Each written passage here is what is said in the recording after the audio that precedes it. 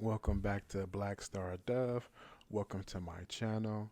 Um, Today's topic of discussion in this video would be how did I end up here in Phoenix, Arizona? Um, it's not the most funniest of stories, but I figure it's one that I wanted to share as part of my journey. Um, so I guess I'll just give you the background story of it. So, I was staying in the second house that my mother owned. She was letting me stay there rent free. The only conditions was I had to pay the electricity, and to pay the gas. Well, at the time I was a broke college student, um, who used to donate plasma twice a week to get money. I still have the scar on my arm. It's like that has never went away. So I used to donate twice a week for like 3 years. So, and I didn't do the proper procedures of like putting on cocoa butter and stuff for the wound and stuff. So there's like a permanent scar on my arm. So it makes for a nice story. Um, so what happened was I graduated college, and once I graduated college, and then the world didn't end in 2012, I was like, okay, I gotta figure this out. um, And then I know the notices were coming about the electricity and the gas getting ready to get turned off. Um, so I was well aware of that. Um, and then one day in February, like it was a little bit before my birthday, I went to go donate plasma. Um, it was this place called CSL Plasma in Cleveland, Ohio, off West 25th. For anyone who's ever been to Cleveland. Um, I don't know why I'm so on about. I'm just gonna come out and just say the story.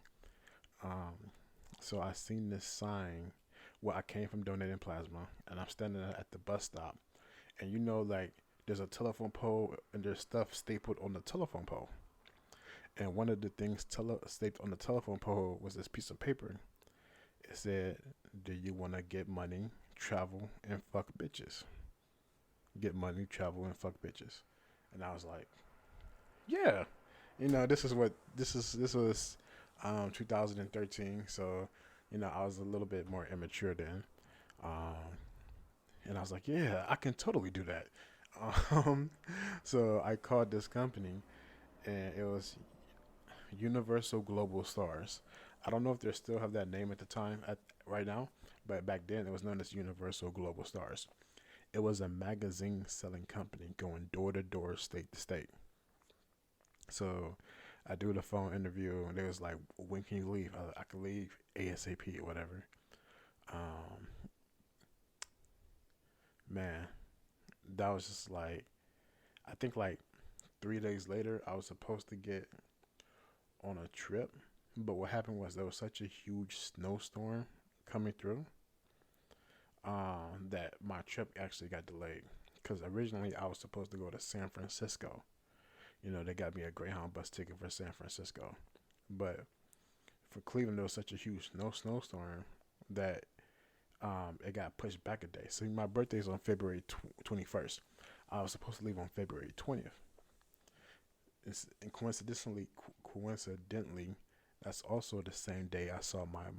That's the last day I saw my mom for 4 years. Was the day before my birthday in 2013. So from 2013 to 2017, I didn't see my mom for 4 years. The last day she saw me was the day before my birthday. But I wasn't able to leave because there was a snowstorm and all that stuff. And then they was like, okay, we got to redo it. So I actually went and donated plasma one more time on my birthday. And I never got to saw my mom when she came back to the house. And I left that evening for my birthday. And it was switched up. So instead of me going to San Francisco, they was going to send me to Las Vegas because that's where the crew was heading. So we go to Las Vegas. Well, hold on. On the way to Las Vegas, we were no. I'm on the Greyhound. We end up getting snowed in Denver, Colorado. because Denver had once we got there, Denver had such a huge snowstorm. We had to wait there like a day and a half before we was able to leave out, and then finally got to Las Vegas. I got there like in the middle of the night. Had to wait till the morning for someone to come and pick me up. Um, they took it. I remember it to. I remember it to this day. Like I'm at the. That was my first time ever in Las Vegas. Like I'm at the I'm at the Greyhound bus terminal in Vegas, and I step outside and I see all these lights, and I'm just like, my face just lit up. Like wow, it's like, cause at that time, just really just had TV and Grand Theft Auto San Andreas. Um, for you play Las Venturas on San Andreas, and that was like all the experience I had as far as like casino life and things of that nature in Vegas. And here I was actually in Vegas, and I was just like, wow, almost lost my mind. So they come and they pick me up. We stayed at Arizona Charlie's on I believe it's Boulder. Yeah, it's Arizona Charlie's out there. Um, it was a nice place. I met the owner of the company. Let me tell you how I met the owner of the company. Um, so they put me in this hotel room. They give me like this book to read and all that stuff. So I'm reading through the book. I'm flipping through it. This man comes to the door, and he's just checking in on me. I just thought that he was just a friendly person. I didn't know that this was the owner of the company. I thought he was a janitor, really. And he was just like, "Yeah, hey, how you doing? Just checking in on you, just making sure that you're okay." And he gave me a few dollars and everything. I was like, oh man, this is the nicest janitor I ever met. I'm young and naive. Turns out later that was the owner of the company. Um, man, so I was just like, man, like going door to door, state to state, selling magazines. It's all about personality. All about personality. Like, cause these people, like, let me tell you something. You ever seen the movie Pleasantville with Tobey Maguire? Like when all that shit was the same and everyone had the same house and the same cars and all that shit, and there's a bunch of soccer moms walking up and down in their yoga outfits and drinking wine. That's exactly what I saw Monday through Saturday. It was the exact same shit, no matter where we went in the country. Um, but so we're still in Vegas. I'm doing my 3 week probation, and there was me and this other dude. I'm not gonna say his name. I'm gonna call him Hollywood because that was his persona. He was Mr. Hollywood, so I'm gonna call him Hollywood. And me and Hollywood went up to the owner's suite, and he's there with some other people from the company, and he said, "I want to show you boys something." I said, "I want to show you that what you can accomplish in this business if you put your mind to it." So I said, "All right, cool. You know, let's see what it is." And he dumped on the bed 2 duffel bags full of cash. And he said, "This is close to $500,000." And it was in straight cash. Like, it was a mixture of like, different type of bills. But I never seen that kind of money in my life at that time.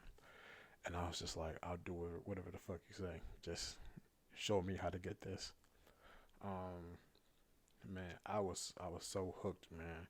I used to stand in the mirror and practice my sales speech. Because let me say it. Let me say it again. No one wants to buy the magazines. They can go to any store and buy a magazine. What they're doing is that they're taking an investment in you, the person.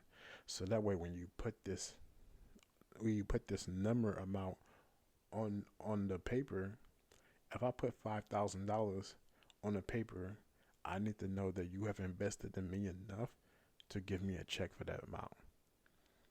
And you can't be scared. You can't be scared. So what I'm gonna do is that I'm gonna break this up into several parts. That was just the really beginning part, and I promise you, part 2 would be a whole lot better and be a whole lot more detailed. Um, I really I only plan for this being one video, but since I'm looking at the timing and all that stuff, and they say you should only keep it like around 10 minutes to, that's like for the attention span and stuff. So I'm gonna do like maybe a part two and then a part three. No more than three parts. Um, I'm gonna sit here and share with you how I came to Phoenix. So when we pick back up, it's gonna be like at this point in time, I'm knocking on doors, doing my pitch and all that stuff, and I have to let you know exactly what goes on the road. When at that time where we were going door to door, state to state, and I promise that you will want to hear some of the silliest shit that you ever think of. The only thing that I could think of was more sillier than this shit was some of the stuff I hear because I'm a professional wrestling fan. So when I hear some of the shit that goes on backstage, I'm like, really, this is what grown adults are doing. But then I think about what I was doing when I was selling magazines, and I'm still like, this is what grown adults were doing. So I hope you enjoyed part one. Part two will be up on Friday, and then part three will be up on Monday. And I promise I'll give you all the details that I can, even if I have to go over the 10-minute mark, which I'm not right now. So take care. I love you. God bless. That was only part one, and I promise part two will be more streamlined. Thank you.